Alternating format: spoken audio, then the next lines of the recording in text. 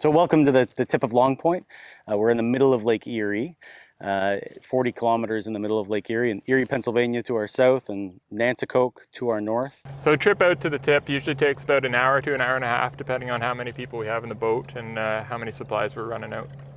We rely pretty heavily on a good weather day to get our boats and our supplies and personnel out here. So we make sure that we're not out there in too adventurous of a weather. The last remaining wilderness in southern Ontario, as you can see behind me, there's no one but us here. There's nothing but us and the animals and the birds and wildlife.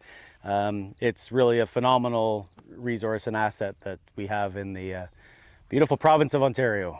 Extensive wetlands and dune savannas, Carolinian forest and grasslands sort of throughout the landscape behind me. If you're a bird, it's the place to be. Indigo bunting. And the Long Point Bird Observatory has been a steward of the tip of Long Point since 1960. And we have a bird observatory, well, on Long Point, and our tip research station is here. And we have another research station, Breakwater, about halfway out, and then Old Cut at the base of Long Point, which is open to the public. As birds are migrating across the lake, the Long Point's the first thing they see, so they head for land. And then just any land spit or point on any lake tends to concentrate migrants. It provides refuge for those migrants that are crossing the lake, and then they work their way up the point. And just so happens in Norfolk County, we also have the largest forest cover in southern Ontario. So after they reach Long Point, they can expand and explore the extensive forests of Norfolk County to gain enough energy for their next migration. It's a gorgeous, lovely birdie day in May. Today is just about as good as it gets out here. What the Bird Observatory does is essentially it's a research station where we conduct research and monitoring on bird populations, but also species at risk. It's a world-class training facility, so we have volunteers from all over the world that come here to train. And the bird banding that you'll see and the bird monitoring we use to monitor trends in bird populations. So as we count them in the exact same way every single day for 60 years, and over time you get a perspective of what species are increasing, what species are decreasing, or fluctuations over time. And birds are a primary indicator of ecological health, so by keeping tabs on bird populations, we can keep tabs on a variety of habitats across the hemisphere, really. The morning census, which is conducted around the tip, it's a loop which encompasses some of the habitat which you've seen around you here.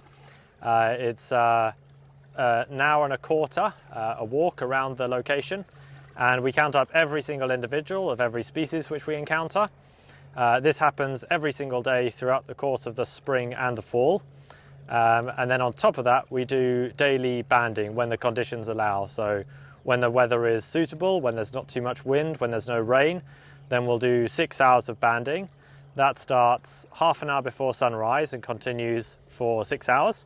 Last year at the tip we banded in the region of about 10,000 birds. That covered about 70-80 species in total, which is somewhat typical for the site. We have 3 stations in total, and across all 3 we banded around 30,000 birds. So close it.